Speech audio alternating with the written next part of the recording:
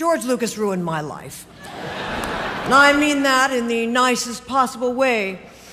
57 years ago, I did his little Star Wars film, a cult film that then went on to redefine what they laughingly refer to as the face of cinema.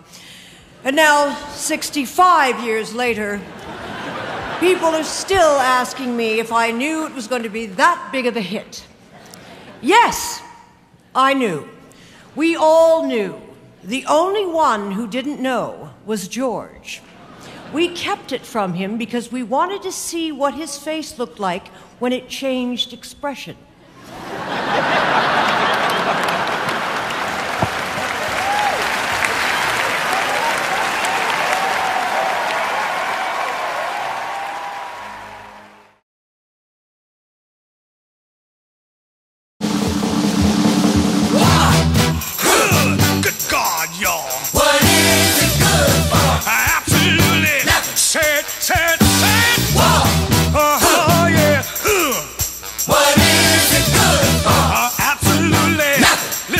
It is 3:30 p.m. on Thursday, December 15th, 2016. I'm shooting this in the daytime to make lighting easier once again, but later on tonight, I will be heading to the AMC Burbank 16 in beautiful Burbank, California to catch a 10:45 p.m. screening of Rogue One, a Star Wars story. All opinionators report in. Red Luke standing by. Red Doggin standing by. Red T-Bell standing by.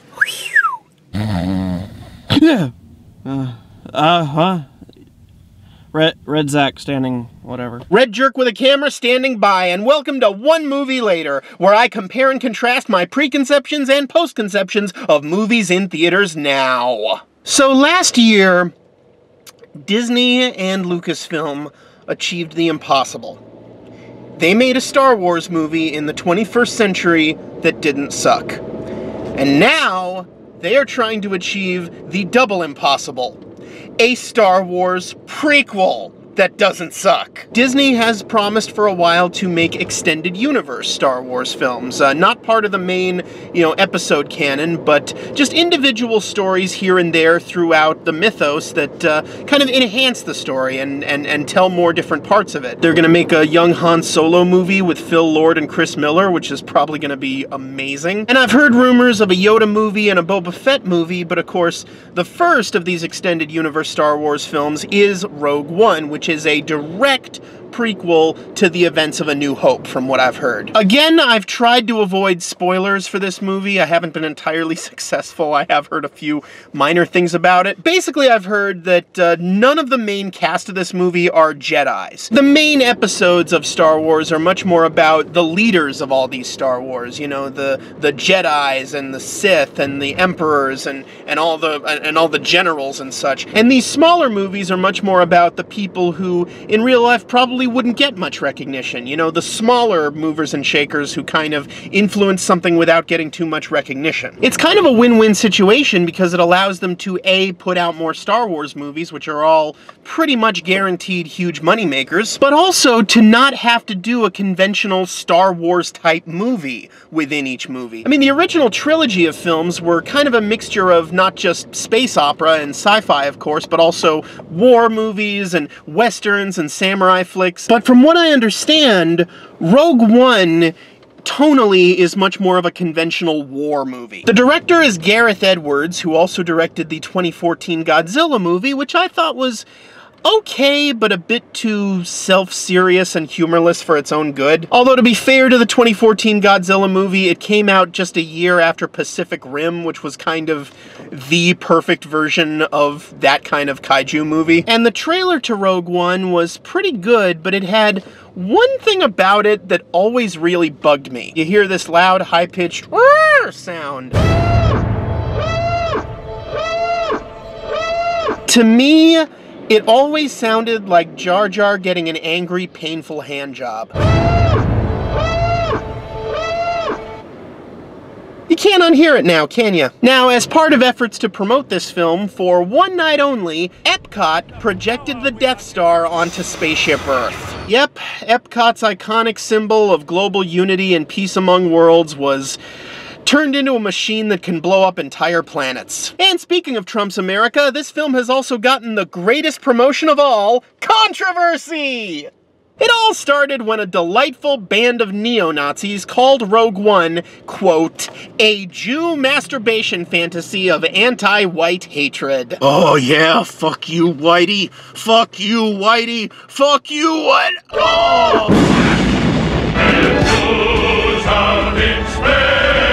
Oh, thousands of Jew sperm just screamed out in terror and were suddenly silenced.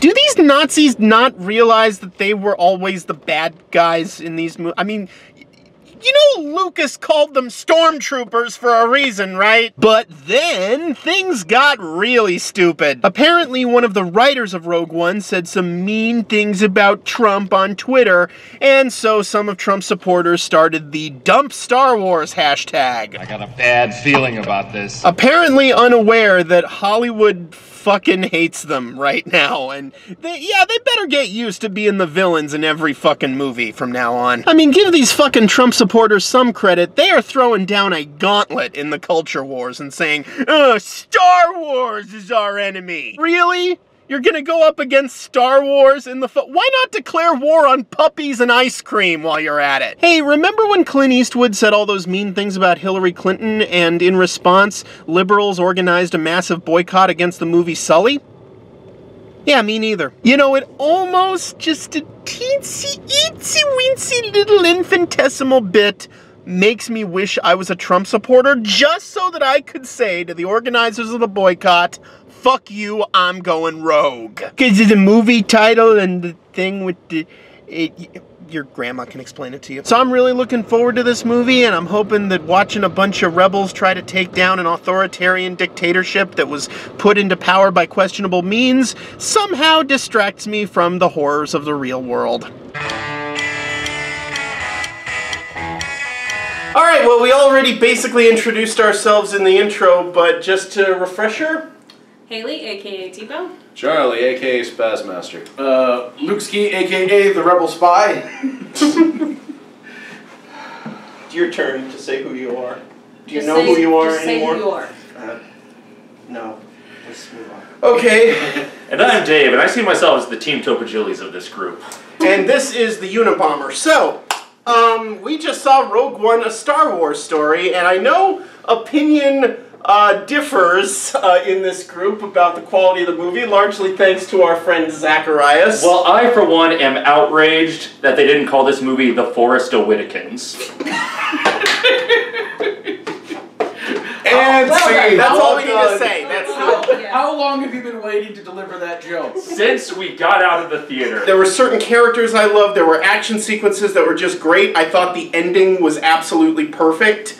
But I thought a lot of the characters were kind of weak. If Force Awakens had a weakness, it's that the plot was kind of retready of A New Hope. And with Force Awakens, there were fresh and exciting characters that I fell in love with, but the plot was kind of retready. With this one, I didn't really latch on to many of the characters, even though there was a whole lot of plot happening. Force Awakens was very narratively a callback to the original trilogy. This was like actual callbacks. This had stuff. This had people. It had to be. Well, I mean... It did, just because it connected like a jigsaw piece to dovetailed A New Hope. into A New Hope. We're so used to seeing Luke, Leia, Han, and now Rey, Finn, and Poe, and all these people.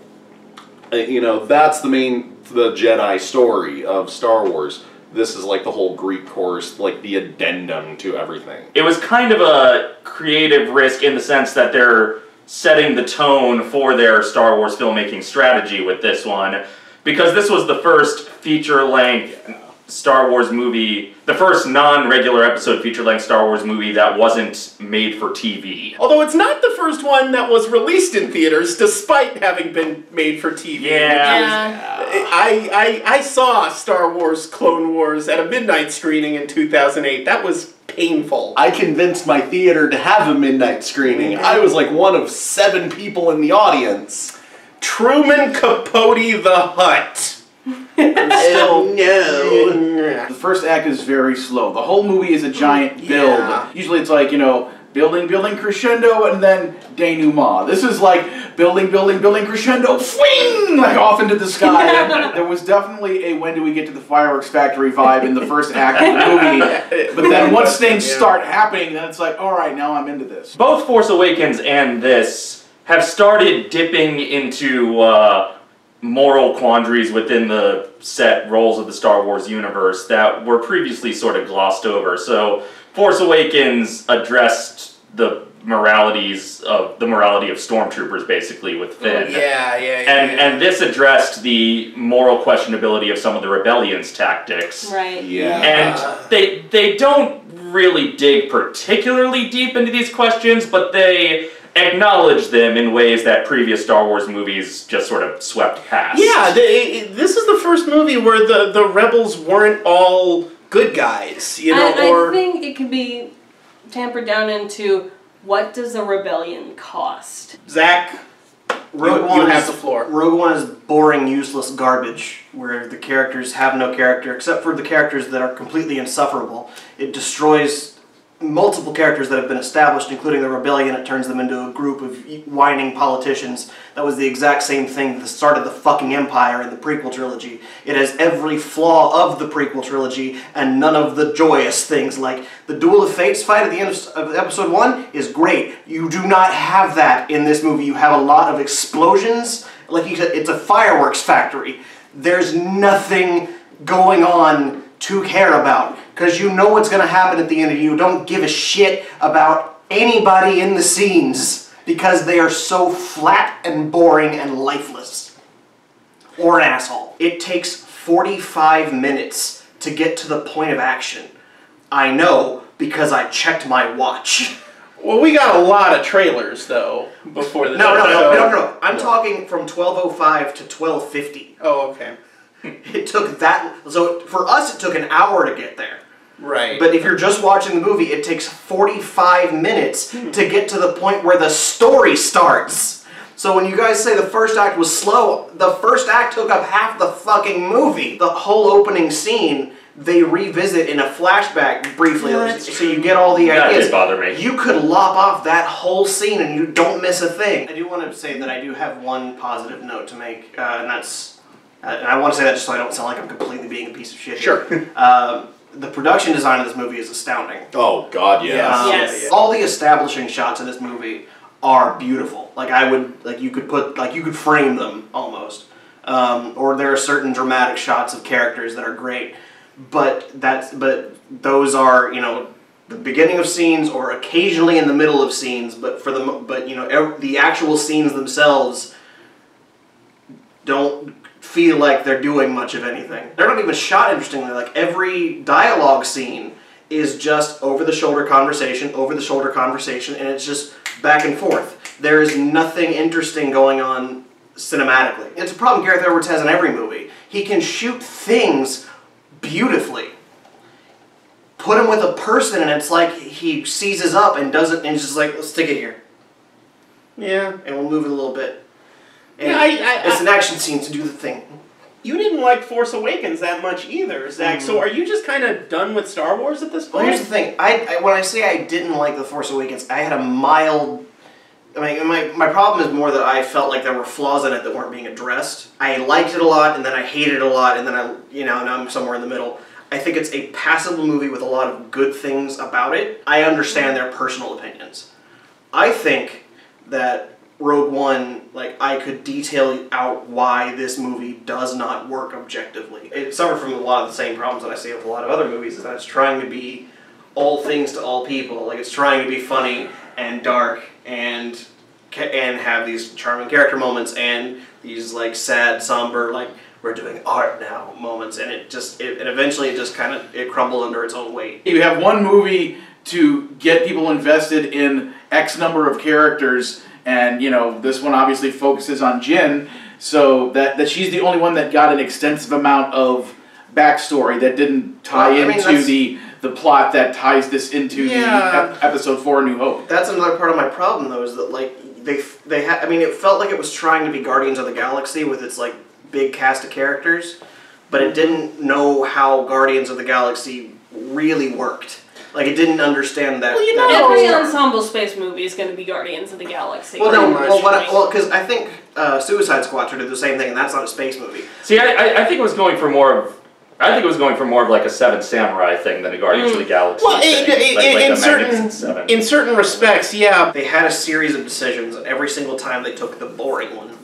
I don't mean like they made the bad one, like they didn't make Episode 2 again. But they had decisions in front of them, and they're like, we can make this interesting, we can make it bad, and we took the middle route. And I feel like they did that a lot. And I don't mean like they actively chose that. I mean like they had an opportunity to make things more exciting, more interesting, more characters that were deeper, and they never really went there. There were a lot of moments in the movie where I looked up and I said, why am I not enjoying this more?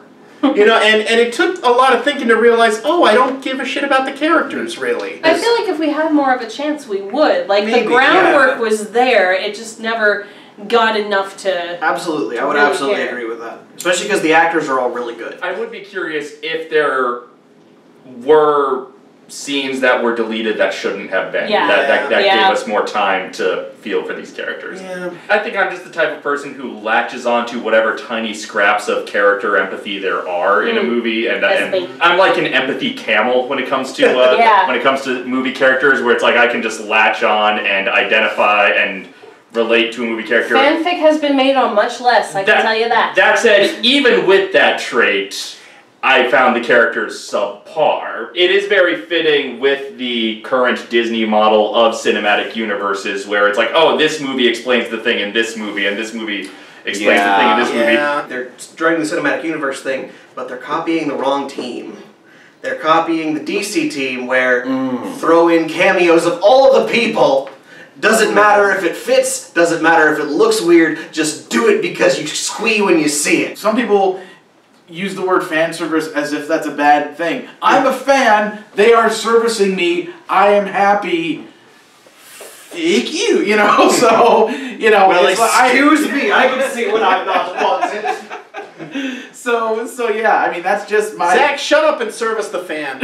Alright, lay your pants down. This really did feel like fanfic, even more so than Force Awakens. It's like...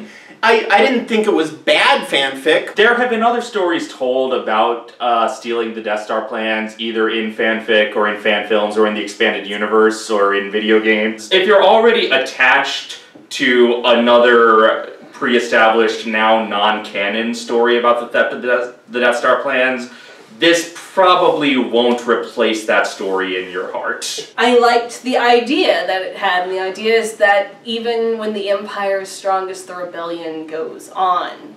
The rebellion will keep going. Do your part. It was a very cathartic experience, especially with what's going on in the real world. And hey, movies are supposed to make you escape reality, right? Yeah. It was definitely a more interesting movie to discuss than the prequels were, if nothing else. So unless you're Red Letter Media, who could for some reason go on for longer than the movies.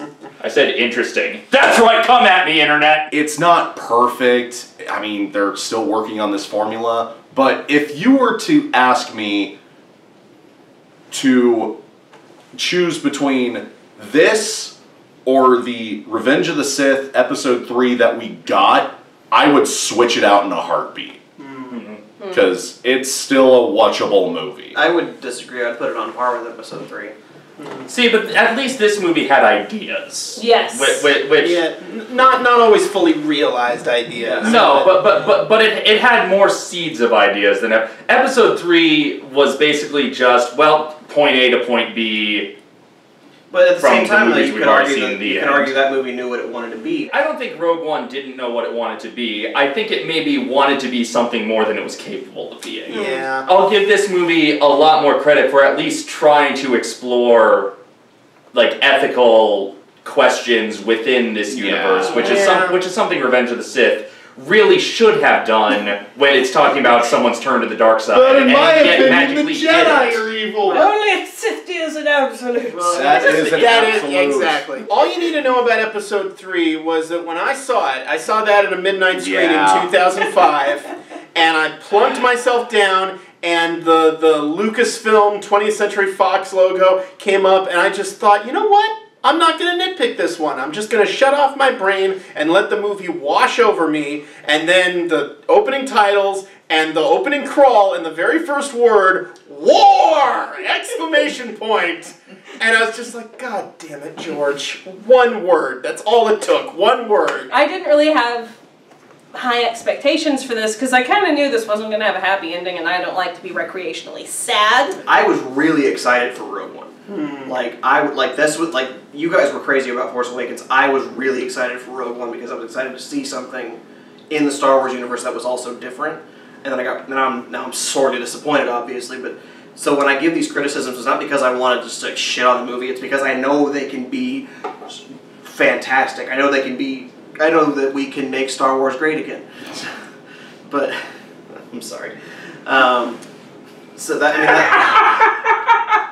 It's fine for right now because we're 2 movies into this new Star Wars cinematic universe. And, they could go either direction. Exactly. Keep getting worse, they keep getting better. But we're also getting older and, just more curmudgeon. Also, I don't like anything, so. Speaking as the galactic representative of the Republic of Team Joy and Happiness, I know at least 3 of us were super cheering and happy and stood up and applauded and woo and everything at the end of this movie. And to me, that's what matters the most. It isn't perfect, it has problems and issues as we've discussed, but the back half of that movie is just a ramp up of awesomeness that goes whee! Speaking as the resident ancient person in the room, you are the ancient one. Yes. The resident Luke Skywalker impersonator. So, Luke Skywalker. The 16-year span between Return of the Jedi and Phantom Menace, regardless of what you thought of Phantom Menace, it was a 16-year period where nobody gave the least bit of a crap about Star Wars. There was Star Wars nothing, unless you want to count. I'm sure there was a bunch of expanded universe books. I don't count that. There was nothing going on with Star Wars because for the longest time there was no major. Well, hang on. There was Star Tours. Yeah. And there was Spaceballs, and that was about it. I love the fact that we are now going to get a new Star Wars film every year. Not every 16 years, not every 10 years. Every year we're getting something. And they might not all be perfect, but it gives us a chance to get other directors in to try new stories, other writers in. Who are some other auteurs you'd be interested in seeing tackle new genres? Guillermo del Toro. Doing a creature-heavy Star Wars movie? Yes. I think that would be a great one for Star Wars. It'd be a creature. I think he'd be really good at making like a Jabba the Hutt centered one. I would like to, I always said, if they ever really felt like dipping into the formation of the Republic again, like even before the prequels, the formation of the Republic, have fucking Aaron Sorkin write that. Ooh, yeah. It's already been said that Joss Whedon is interested in doing one. Well, of course he is. Of course he is. Of course he is. Why wouldn't he? It would be cool to see a Star Wars movie that was just meant to be mostly a straight-up comedy. We get more Star Wars more often, and we're still getting TV series and video games and rides and theme park attractions and stuff. Mm-hmm. The overall point is, besides the fact that, the ramped up ending awesomeness that made me stand up and cheer at the end of this movie, that made me happy, and the fact that in another year there's going to be another movie and then another one after a year after that, year after that, year after that. I'm generally happy about all of this stuff, and I just want to point out all of that positivity while I have the chance on this video. I was kind of the darkest opinion in the room, but like I said, it's because I really wanted this movie to be really good. I was excited to see Star Wars tell different stories that weren't just the Skywalkers. Yeah. I thought there's a lot of potential there, and I felt like it was really boring. Like that's the thing. That's my biggest problem with it. Really, is I was bored pretty much the whole movie. Like, because it got to a point where I was so bored with the characters that by the time interesting stuff was happening, I just didn't care anymore. Everybody here liked it but me. So obviously I'm in the minority, so take my phrase with a grain of salt. Don't go in expecting a whole lot and you'll probably be fine. See, here's the thing. I stopped expecting things from Star Wars in 1999. Now, in terms of... I feel like I brought the mood down in the room and gee, you think? Welcome back to Winnie the Pooh's Pointless Circle of Nothing. Speaking of fan service, but now we're doing fan service to people who watch my show. It's not, Hey guys, the new Twilight Zone Tower of Terror. The new Twilight Zone Tower of Terror. The new Twilight Zone Tower. Are you happy? Every fucking time I bring up the Tower Terror in any context, there's always some commenter who just writes, the new Twilight Zone Tower of Terror, the new Twilight Zone, it's a thing you did. I know. That was my pain in number 13. It's almost 3 o'clock in the morning and we're yelling in that room. I know, I'm I sure. work at 7:30. We have fun here. As Jew masturbation fantasies of anti-white hatred go, not the best I've ever seen. That distinction still goes to Inglourious Bastards, but not terrible either. Not even Django? You don't... Well, that's not particularly Jewish. Oh. That's not even white. Unless you spell Jewish with a silent D at the beginning. Jungo! See, but then he kvetches all the day. I can't believe you're talking about a franchise that has a bounty hunter named Django. And a princess who's Druish. Funny, she doesn't look Jewish. And we may as well just go into spoiler territory at this point. Yeah, spoilers. Oh! When you wish upon a Death Star. Please don't take this the wrong way, but if you're gonna see a movie of questionable quality that has a lot of fan service in it, watch it sitting next to this guy if you can. There is no better, like, enthused You fanboy. did sit next to him during Jurassic World. I did, yeah. Which I gave that one a standing ovation. Yeah, exactly. Charlie, you might be the only person I've ever seen squee at the appearance of Jimmy Smits. Because he's in this movie as Bail Organa. That's right, Amy Santiago's father returns. This was the first time Bail Organa made any impact on me as a character. All the major characters in this movie die by the end of it. And it's the kind of the premise of the movie. Like, you know, these guys probably aren't going to make it out alive, which means the movie's biggest job is, since you know they're never going to make it out alive, their biggest job is to endear you to those characters and make you care. But to what point and purpose? Job. That's the interesting thing is this movie did kind of face an uphill battle because it spent so much time on exposition to introduce you to all these characters, and there's like a good 7 or 8 main characters who are all part of these, you know, bunch of guys on a mission movie, and they have all this exposition for them, and it takes forever to get the plot going just because they have to introduce every character, and then they kill them all. Well, so it's almost like, what's the point? When you start to ask that question, you know, the more you come up with cynical answers. Well, the point was to just give us nostalgia and shit, and to take more, you know, and to give us fucking member berries, like, remember the Death Star, remember the scene with the... The movie is about the choice of these individuals to become a collective for the greater good. Well, and I feel like that's exemplified in that very last scene that dovetails into New Hope, where it's like the fire brigade passing the bucket of the Death Star plane from one person dying to the next person dying to Leia. The idea of the rebellion is more important than the people in it. And I think then why spend so much time on the people? Because it's gotta count as a movie. I mean, this is what my big problem was. You already know what's going to happen. Yeah. There is nobody on this world who is watching this movie and does not know that the Death Star blows up at the end of A New Hope. What? The human characters don't have a lot of character. There's not a lot that draws you to them. They're expendable. So if you know what happens in the plot and you don't care about the characters, why watch the movie? I did like some of the characters, though. I liked the sarcastic robot, and I liked Donnie Yen, the blind guy. I love the blind guy. The blind guy.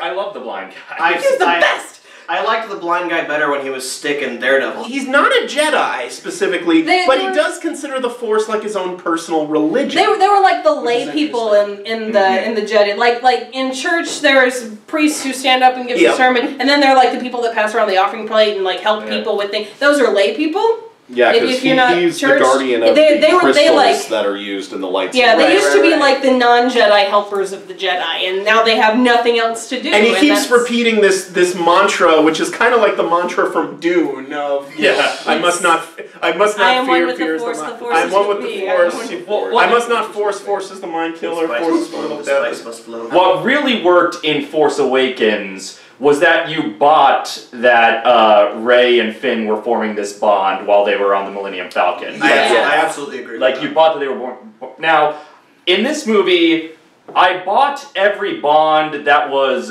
pre-established at the beginning of the movie. Like, I was emotionally attached to the relationship between Jin and her father. I was emotionally attached to the relationship between the blind guy and his friend. I didn't quite buy all these disparate teams coming together.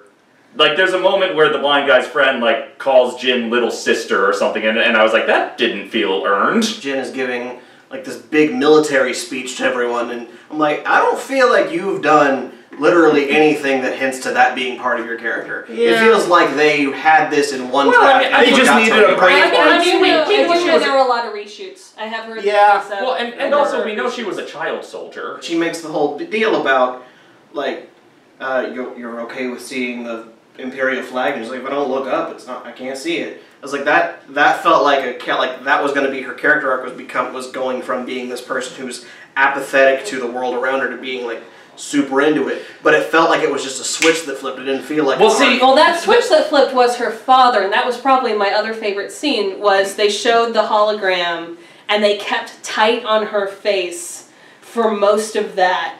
And, like, you just saw Felicity Jones just act her freaking heart out, and she was just heartbroken. We're really starting the movie at the middle of her character arc. Like, this is where she's in denial. Like, where she's like, if you don't look up, this is when she's already lost her passion. Middle of the stages of grief. This is when she's, running away to Mount Crumpet and singing "Let It Go." This isn't when she's like she had her passion, she lost her passion. Now she does need to find it again, and she finds it in that scene. But because we didn't see her lose that passion in the first place, it might not be as much. Admittedly, a lot of her backstory does seem like her childhood was spent in that little hole, and Forrest Whitaker just opened it up every so often, like, you okay? You make the right turn at Albuquerque? You alright? Alright, I'll send I'm down gonna drop you down to pizza. I'll send down some blue milk, too. Oh, and it puts a lotion on its skin. You get it. I did really genuinely love Forrest Whitaker's character because I like the idea of a member of the rebellion who goes too far with it and gets too militant. I also liked his design because he looked like budget Darth Vader. Because he also had like limbs missing, replaced by like scrap metal, and he had like a respirator. He's speaking like he's holding his breath the whole time. Yeah, it's but he's which also makes when he dies and he just rips that respirator out like, screw it, I'm dying like a man. Although I was worried when I found out he was cast because the last time he played an alien it didn't go well. But well, he was still learning how to spell his name. Exactly. Battlefield Earth. Oh. Yeah. His little band of mercenaries like attack the Empire convoy. That was very evocative of modern day. Yes. Yeah. As a support member of a family in the military, yes. Yeah. It was. He's clearly meant to kind of ape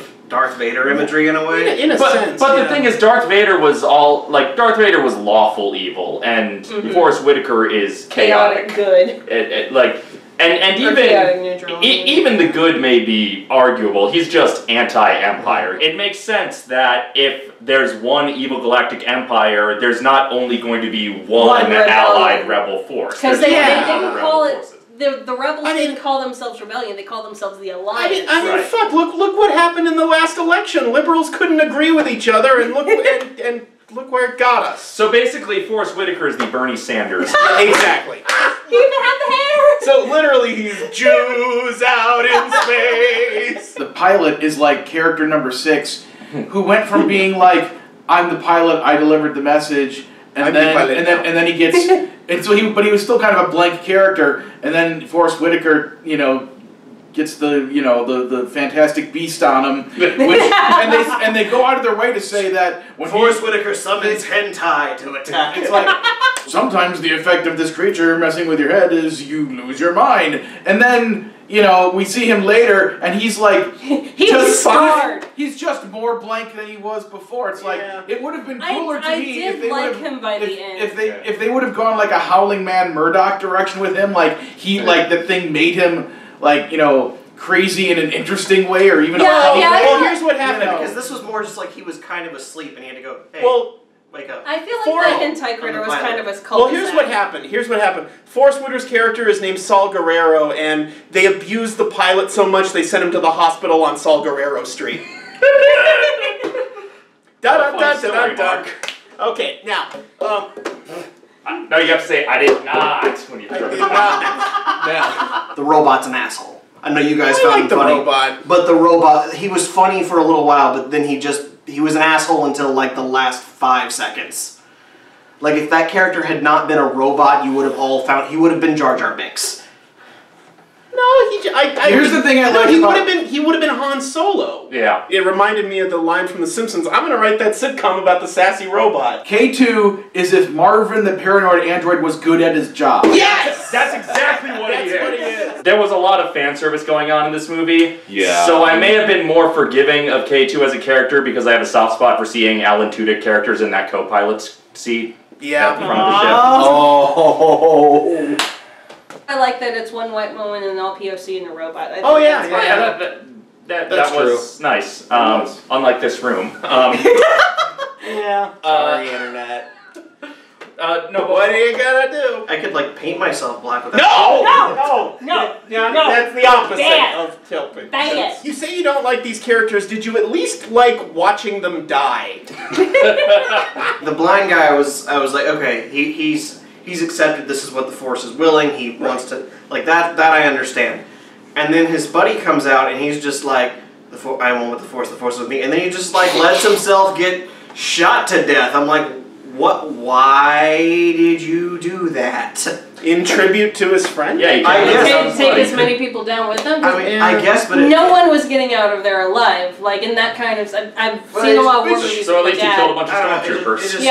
Yeah, that's exactly it. I don't want to say that I didn't enjoy watching them die because a lot of it was beautifully shot, especially the last one for Jen and French guy, which that's just saying a lot too. Diego Luna, who is not French. He sounded French.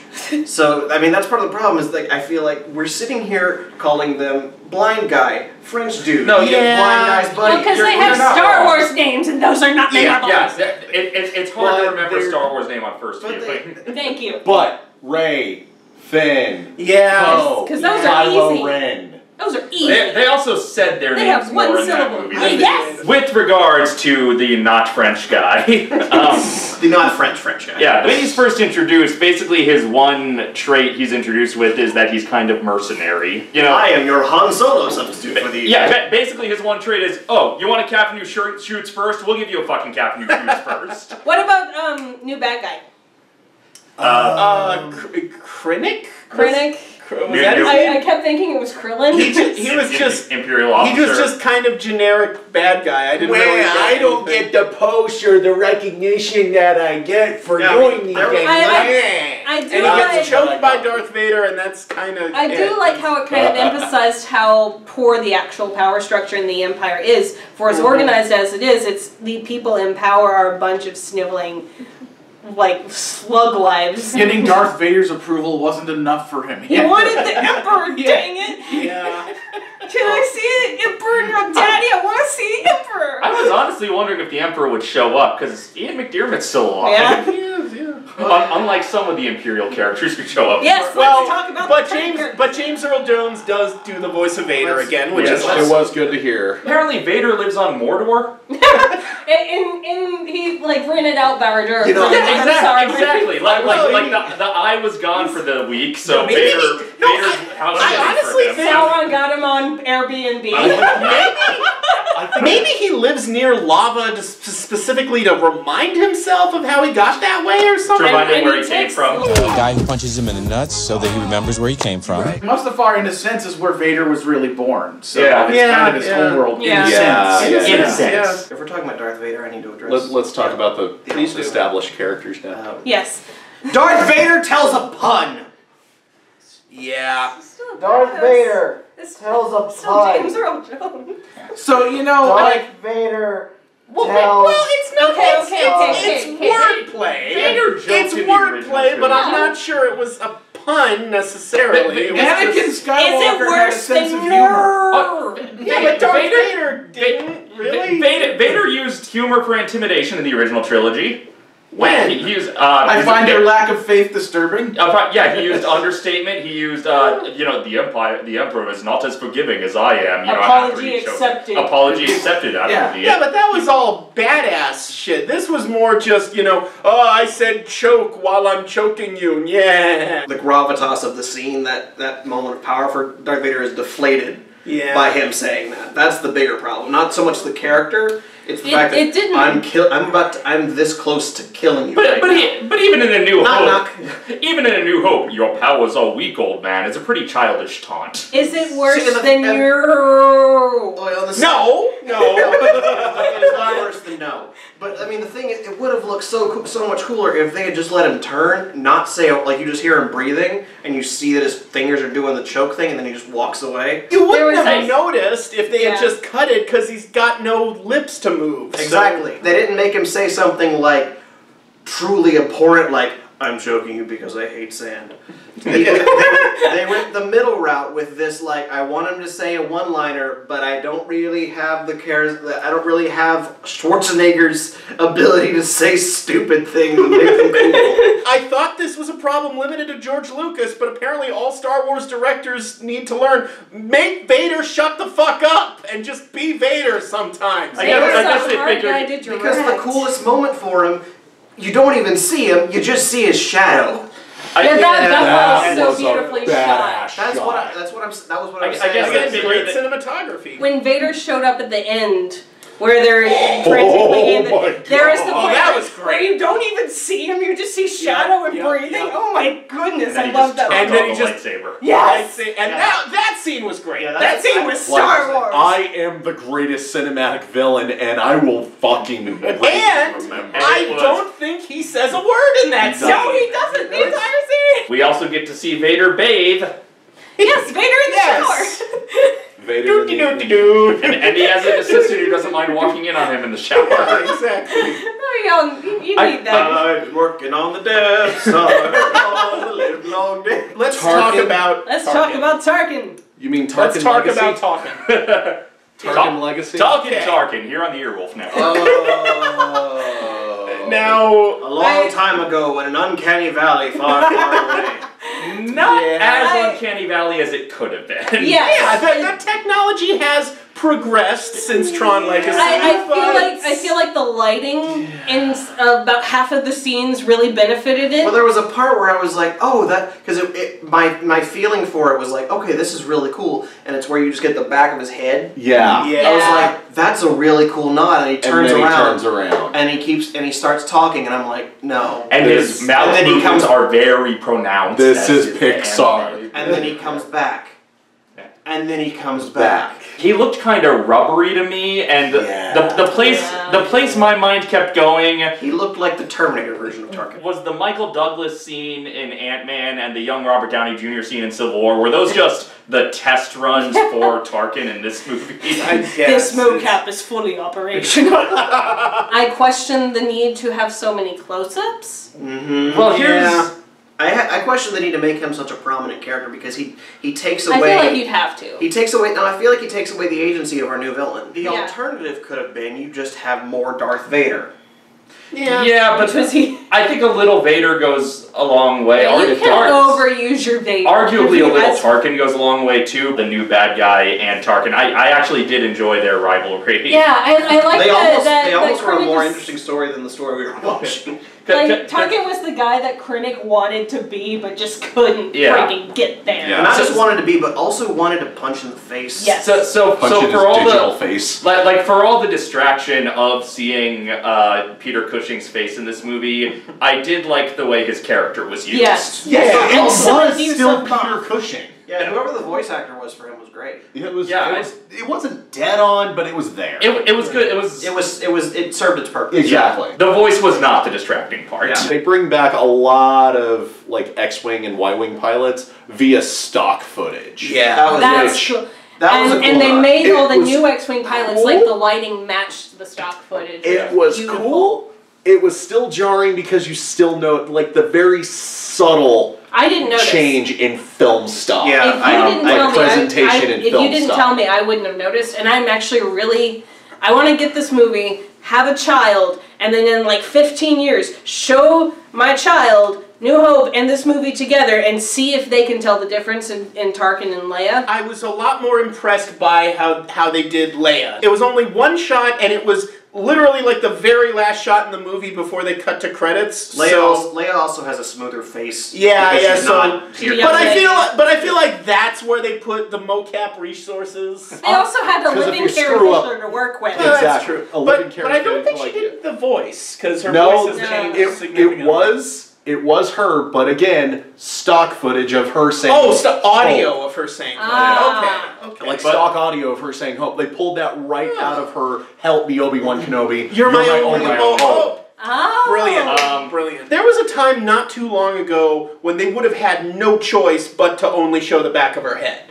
That's true. And nowadays, it's like, oh, we can actually do this now, so it's not but because they can, they never question whether or not they should. Yeah. You know, they're always like, well, let's do it because we can. You know, we're ILM. We used to be like here, where we could make your face look like your liquid metal, or we could make it look like your water. We couldn't make you look like a person. Yeah. Now we're here where we can make you look mostly like a person. So 85% of a person. But we're not here yet where you actually look like a person, and this is a problem for a lot of people, especially because 3D is already a huge headache. Now you're adding because we didn't see it in 3D, thankfully. But I imagine that people who are seeing it in 3D, that looks like garbage. But the cameos that kind of struck me as gratuitous were 3PO and R2-D2.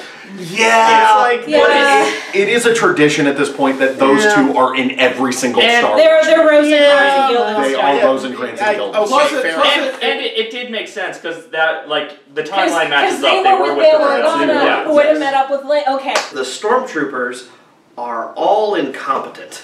Well, they actually hit things in this one. I was looking for that. Well, they hit things. They hit people. But they can't tell when people are 2 feet behind them. They don't know to. They're like they even to be say. fair, those helmets are not made for periphery. Every scene you have a stormtrooper in, they're either doing something goofy, stupid, like they're doing slapsticky, or they're just not paying attention like a soldier should.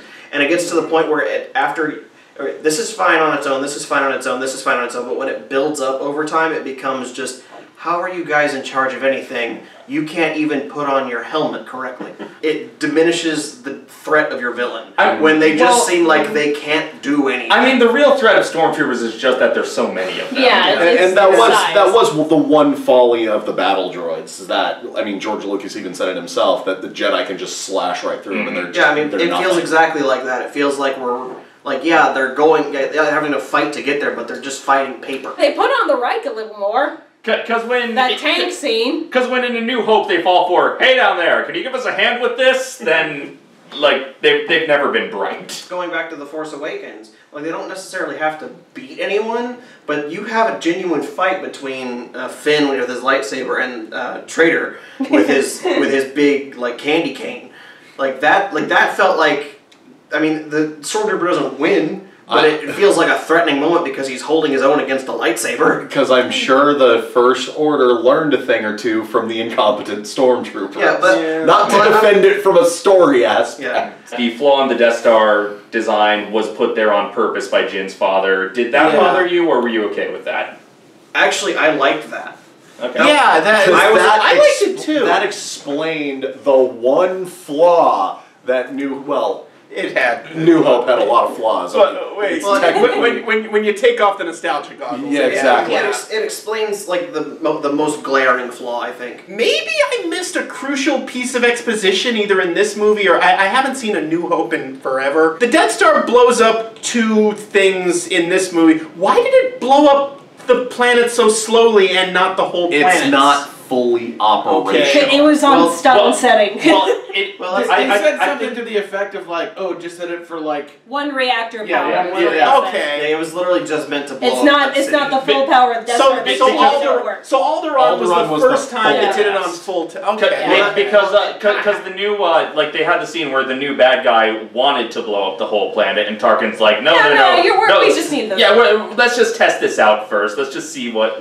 We don't want to blow it up. I didn't why if we do this wrong, we all blow up. Yeah, we don't want the Death Star to blow up. But also, it was really because Tarkin wanted to take credit for it when the first time it was exactly. Successful test. This movie had a planet called Jeddah, like a planet whose name was very close to Jedi but wasn't Jedi. I feel like actually that is where the Jedi originated. Well, no, that's where Luke was. That's where Volkswagens originated. Volkswagen.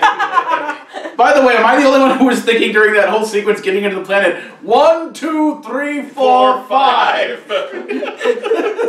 It's amazing. I have the same combination on my luggage. I don't think there's anything wrong with just shooting dialogue scenes serviceably. I don't think there's anything wrong with it, but I feel like it's just boring. Because that's that middle road I'm talking about. Everything can't be heat, though. Because again, to go back to Forrest Whitaker's other foray into sci-fi, the idea of shooting everything too interestingly is how you just shoot the whole movie in Dutch angles. Without actually thinking of the purpose of those shots. Speaking of which, if Dutch people watch that movie, is just normal to them? So wait, you complain about puns. Okay, I know. I was the one. Choke me when you pun me. I know. The difference is, I'm not Darth Vader. I'm not running for Darth.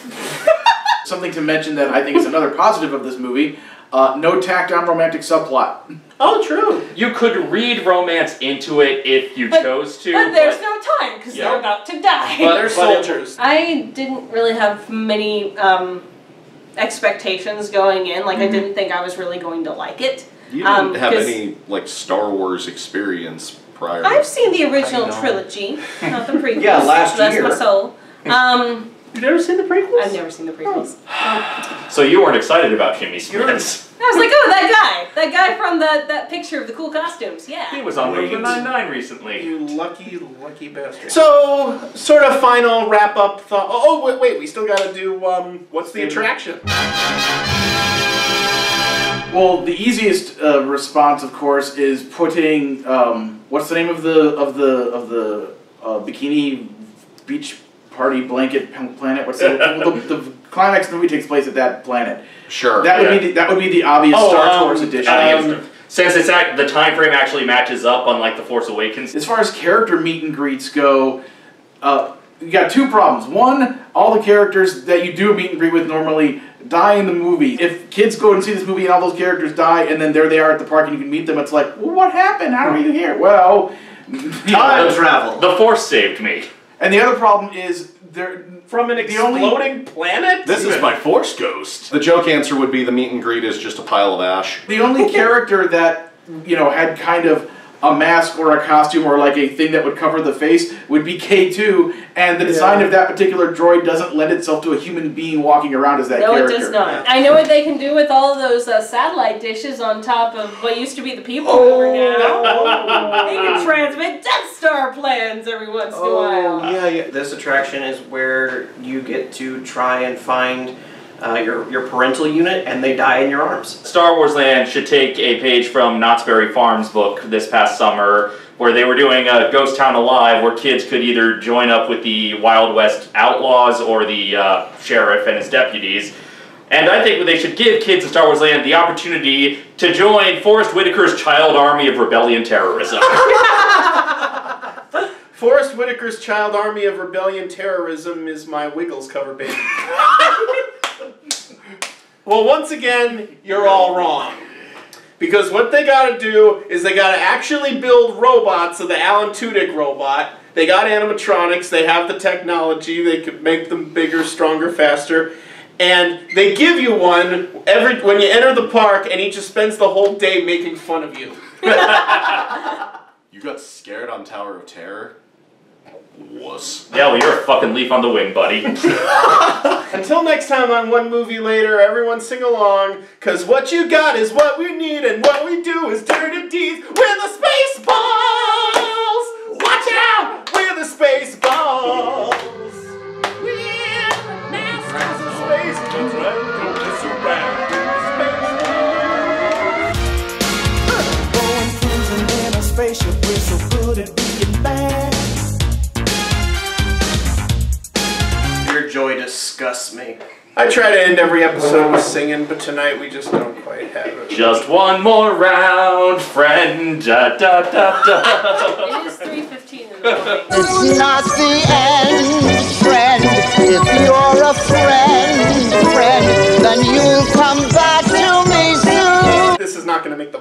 But what? Why did you tell the camera it's not going to make the vlog?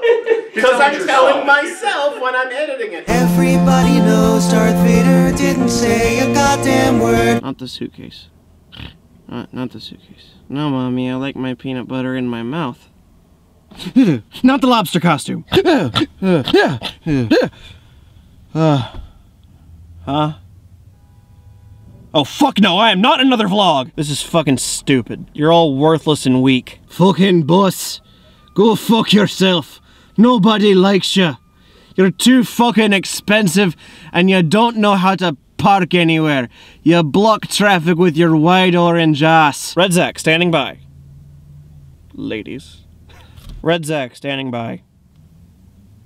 Fuck this, I'm growing a beard.